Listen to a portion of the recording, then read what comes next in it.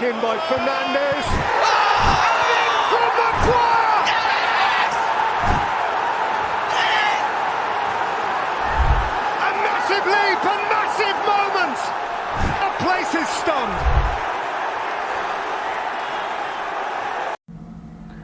നമസ്കാരം. Mad United ഫുട്ബോളിൻ്റെ മറ്റൊരു എപ്പിസോഡിലേക്ക് എല്ലാവർക്കും സ്വാഗതം.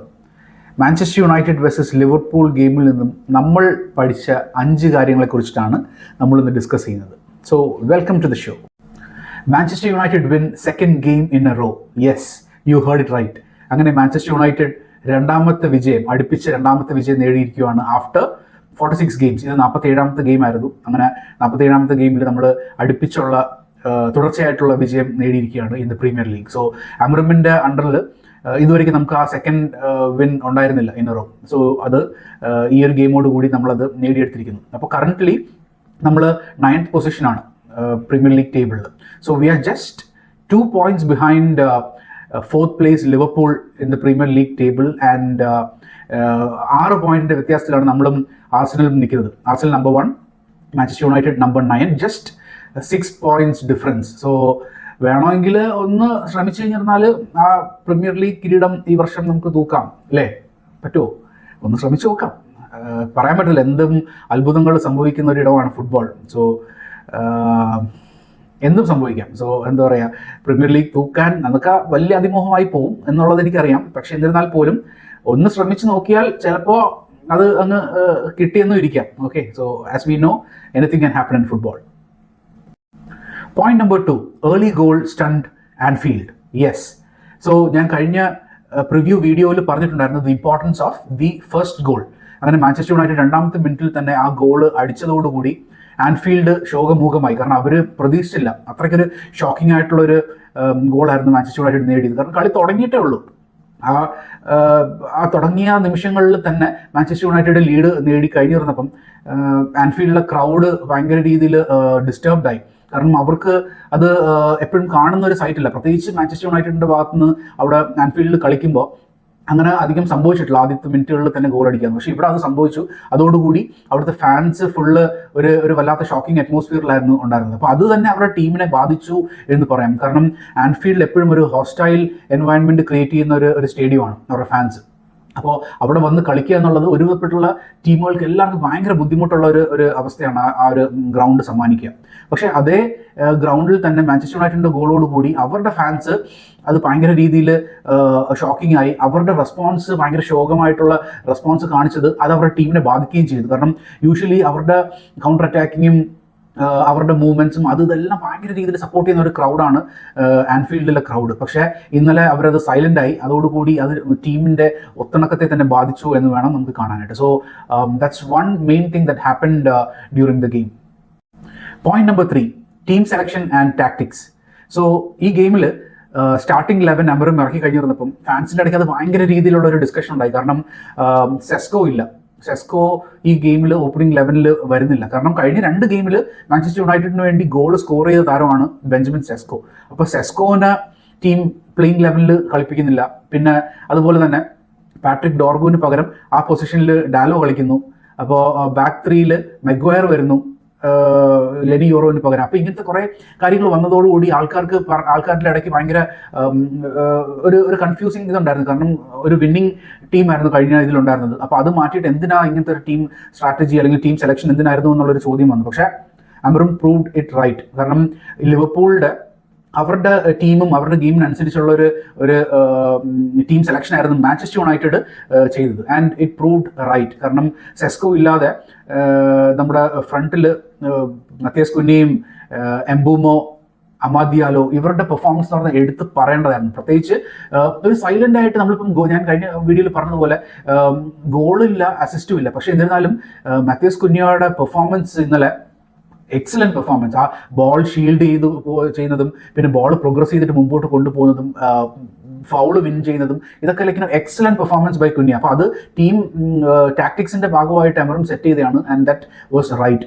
പിന്നെ റൈറ്റ് സൈഡിൽ അംബുമോയും അഹമ്മദ് ദിയാലോയുടെയും പാർട്ട്ണർഷിപ്പ് it is brewing out to be like an excellent partnership because അവർ തമ്മിലൊരു യോജിപ്പുണ്ട്, ഒരു ഒത്തിണക്കമുണ്ട്, അവർ തമ്മിലുള്ള ഒരു അണ്ടർസ്റ്റാൻഡിംഗ് എന്ന് പറഞ്ഞാൽ നല്ല രീതിയിൽ ഉണ്ട്. അപ്പോൾ ഇന്നലത്തെ ഗെയിമിൽ കെർക്കേസിൻ്റെയും ഡിലിറ്റിൻ്റെയും ഇടയ്ക്കുള്ള സ്പേസ് മാക്സിമം എംബൂമോ അത് യൂട്ടിലൈസ് ചെയ്യുന്നത് കാണുന്നുണ്ടായിരുന്നു നമ്മൾ. അപ്പോൾ ആ സമയത്ത് എന്തോ ചെയ്യുന്ന പറഞ്ഞാൽ റൈറ്റിൽ അഹമ്മദ് ദിയാലോ അത്രയും ഓപ്പൺ സ്പേസ്, കാരണം എംബൂമോ ഈ ഒരു ഗ്യാപ്പിൽ കളിക്കുന്നതുകൊണ്ട് കെർക്കേസിന് ഒത്തിരി സ്പേസ് ലീവ് ചെയ്തിട്ട് അഹമ്മദ് ദിയാലോയുടെ അടുത്തോട്ട് പോകാനായിട്ട് പറ്റത്തില്ല, കാരണം എംബൂമോ അവിടെ ഉണ്ട്.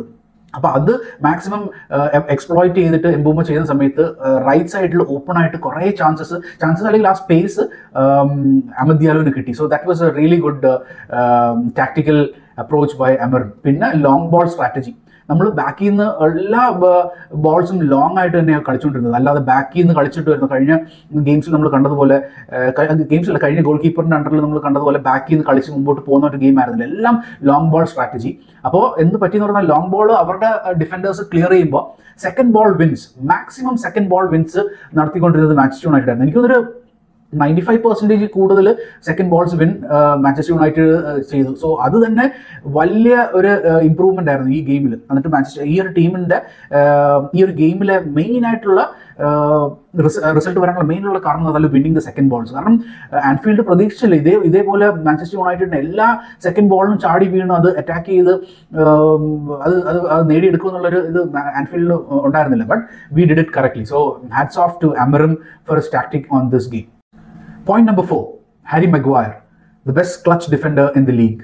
അതെ, ഹാരി മഗ്വയറിന്റെ റിഡംഷൻ എന്നുള്ളത് ഒരു പഠന വിഷയമാക്കേണ്ട ഒരു കാര്യം തന്നെയാണ്. കാരണം ഒരു വ്യക്തിക്ക് ഇത്രയധികം അധിക്ഷേപങ്ങളും എന്താ പറയുക കളിയാക്കലുകളും എല്ലാം നേരിട്ടിട്ടും അതൊന്നും വകവയ്ക്കാതെ ടീമിന് വേണ്ടിയിട്ട് പോരാടാനായിട്ട് കാണിക്കുന്ന ഊർജ്ജം, അത് പഠന വിഷയമാക്കേണ്ട ഒരു കാര്യം തന്നെയാണ്. സോ ഇതിൻ്റെ ഇടയ്ക്ക് ഒത്തിരി മിസ്റ്റേക്സും കാര്യങ്ങളൊക്കെ വരുത്തിയിട്ടുണ്ടെങ്കിൽ പോലും മാഞ്ചസ്റ്റർ യുണൈറ്റഡിൻ്റെ പല ദുർഘടം പിടിച്ചിട്ടുള്ള സിറ്റുവേഷൻസിലും ഹാരി മഗ്വയർ ഹെൽപ്പ് ചെയ്തിട്ടുണ്ട്. എന്ന് വെച്ചാൽ ഗോളുകൾ വഴി ഹെൽപ്പ് ചെയ്തിട്ടുണ്ട്, ഡിഫൻഡറായിട്ടും പിന്നെ അതുപോലെ തന്നെ ക്ലച്ച് ഗോൾസ് സമ്മാനിച്ചിട്ടും. അതുപോലെ തന്നെയായിരുന്നു ഈ ഗെയിമിൽ ഹാരി മഗ്വയർ നേടിയിട്ടുള്ള ആ ഗോള്, 83ാമത്തെ മിനിറ്റിലെ ഗോള്, അത് ചരിത്രമാണ്.